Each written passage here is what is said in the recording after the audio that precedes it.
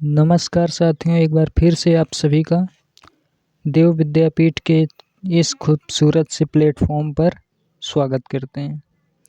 साथियों, हमने पिछले वीडियो में यूनिट फर्स्ट पढ़ा दिया था। अगर नहीं देखे हैं तो प्लेलिस्ट का लिंक डिस्क्रिप्शन में दे दूंगा, वहां से जाके आप देख सकते हैं। ठीक, और आज हम यूनिट 2 पढ़ने वाले हैं। क्या? बीए प्रथम सेमेस्टर 2024-25 का। ठीक है, राजनीति शास्त्र, जिसे पॉलिटिकल साइंस कहते हैं, और यह दूसरे यूनिट का पहला लेक्चर है। ठीक, पहला पार्ट है।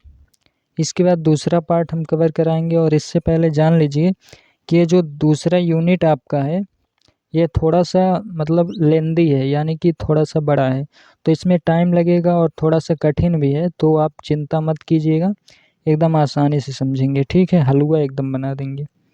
तो चलिए हम आज का वीडियो शुरू करते हैं। तो संवैधानिक विकास के चरण, संविधान सभा का निर्माण, भारतीय संविधान का दर्शन तथा नागरिकता, यही टॉपिक था हमारा यूनिट 2 में। ठीक, इतने को हम आज इस वीडियो में कवर करने वाले हैं। जितना हो पाएगा उतना करेंगे, या हो जाएगा जितना, उसके बाद जो बचेगा वो नेक्स्ट वीडियो में यानी पार्ट 2 में लाएंगे। ठीक है, तो हम पढ़ने वाले हैं आज रेगुलेटिंग एक्ट के बारे में। संविधान, सबसे पहले जान लीजिए कि संविधान विकास के चरण क्या होते हैं। जैसे अंग्रेजों द्वारा जो संविधान बनाया गया था, उसको हटा करके, यानी वो चलता ही रहा, और अंग्रेजों के खिलाफ हम लोगों ने लड़ाइयाँ लड़ी 1947 तक। उसी बीच 1936 में ऐलान हुआ कि मतलब संविधान हम लोग को भारत के हित में ध्यान रखते हुए बनाना चाहिए। तो तब से मतलब 1936 से 32 या फिर 36 में ऐलान ऐसा किया गया कांग्रेस के द्वारा। तो कुछ समय बाद शुरू हुआ। ठीक है, 1946 में शायद शुरू हुआ था बनना। ठीक, 1932 में चालू करने के बाद मतलब ऐलान हुआ, उसके बाद 1946 के आसपास शुरू हो गया। 3 साल लगे थे लगभग। ठीक है, तो इसमें हम पढ़ेंगे यही सब। और संविधान सभा का निर्माण कैसे हुआ, भारतीय संविधान का दर्शन मतलब भारतीय संविधान में क्या क्या है उसके बारे में, और नागरिकता के बारे में। तो आज हम पढ़ने वाले हैं सबसे पहले रेगुलेटिंग एक्ट। ये रेगुलेटिंग एक्ट होता क्या है भाई? रेगुलेटिंग एक्ट के बारे में सबसे पहले हम लोग पढ़ लेते हैं। ठीक है, इसमें टॉपिक वाइज इसी तरह से दिया हुआ है।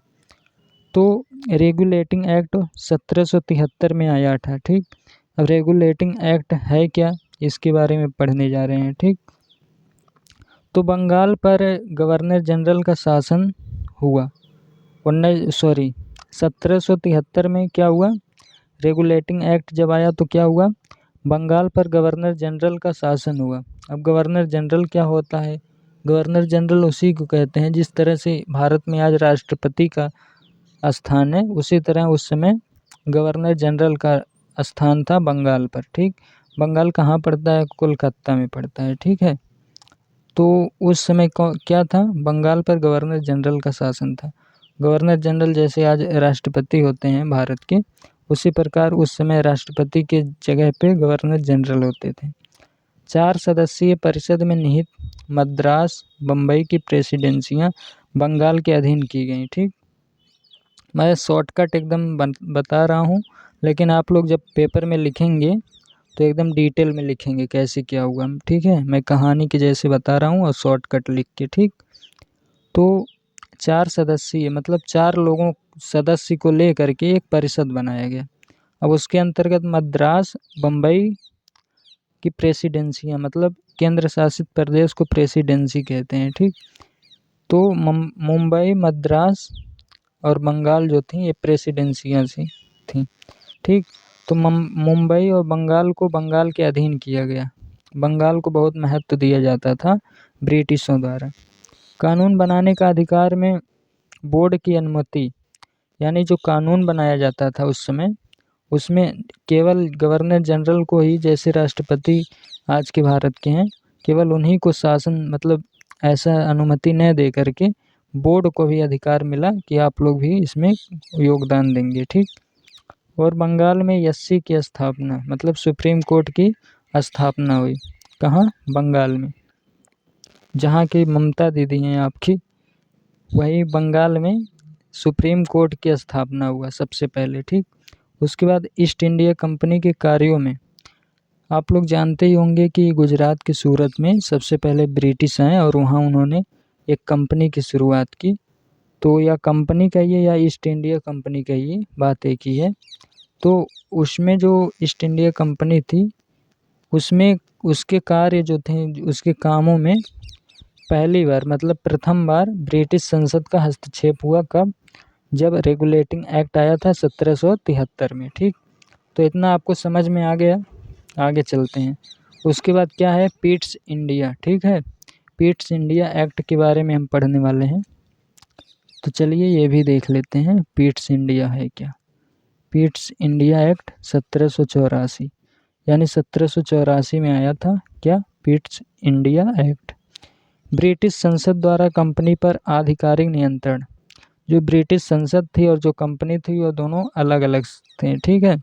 तो ब्रिटिश संसद द्वारा कंपनी जो थी ईस्ट इंडिया, उस पर आधिकारिक नियंत्रण हो गया।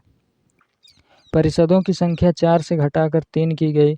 अभी हमने पढ़ा है कि जब रेगुलेटिंग एक्ट था तो वहाँ परिषदों की संख्या 4 थी, उसे 4 से हटा करके परिषदों की संख्या 4 से घटाकर 3 हुई, ठीक।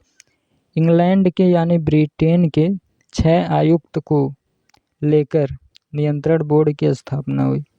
यानी कि इंग्लैंड के 6 लोगों को लेकर के एक नियंत्रण बोर्ड की स्थापना हुई, जिसे बोर्ड ऑफ कंट्रोल कहा गया, जिनका कार्य पूरे भारत पर बने नियम कानून पर नियंत्रण करना था। क्या था? 6 लोगों को लेकर इंग्लैंड के, मतलब विदेशी लोग जो गोरे गोरे होते हैं, लाल लाल, उनको 6 लोगों को लेकर के एक नियंत्रण बोर्ड की स्थापना की गई। किस बोर्ड की? नियंत्रण बोर्ड की। इसका काम क्या था? इसका कार्य यही था कि भारत पे जितने भी नियम कानून लगाए गए हैं अंग्रेजों द्वारा, उन पे नियंत्रण करे, ठीक। जिसे क्या कहा गया था? Board of control.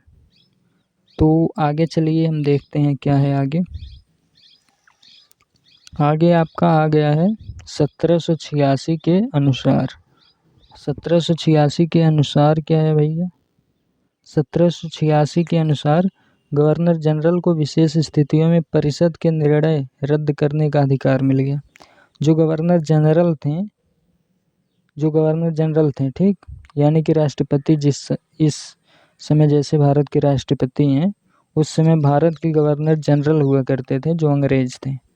उनको विशेष स्थितियों में, मतलब स्पेशल कुछ सिचुएशन ऐसे होते होंगे, उनमें परिषद के निर्णय, जो परिषद 4 सदस्यों को लेकर बाद में 3 किया गया, उन सदस्यों का जो निर्णय होगा उनको रद्द करने का भी अधिकार मिल गया। किनको? गवर्नर जनरल को, ठीक। तथा गवर्नर जनरल को अपने निर्णय लागू करने व सेना के मुख्य सेनापति की शक्तियाँ मिल गईं। जो गवर्नर जनरल थे उनको अपने निर्णय लागू करने, जिस तरह से राष्ट्रपति का सर्वमान्य होता है निर्णय, उसी तरह से गवर्नर जनरल को अपने निर्णय लागू करने तथा सेना के मुख्य सेनापति की शक्तियाँ मिल गई। जो सेना होती है आर्मी की, थल जल वायु, इस तरह से राष्ट्रपति उसका सेनापति होता है, उसी तरह यहाँ गवर्नर जनरल हुआ करते थे जो ब्रिटेन के थे, ठीक। उसकी शक्तियाँ इन्हें मिली। कब? 1786 के अनुसार, ठीक है। अब नेक्स्ट पेज पे हम पढ़ेंगे नेक्स्ट वीडियो में, ठीक है। आशा करता हूँ आज का वीडियो समझ में आया होगा। कुछ कमेंट कर दीजिएगा प्यारा सा, और साथियों को भी शेयर कीजिए ताकि मोटिवेशन मिले, हम और भी वीडियो आपके लिए ला सकें। आगे नेक्स्ट वीडियो में पढ़ेंगे इसके बाद से, ठीक है। जय हिंद।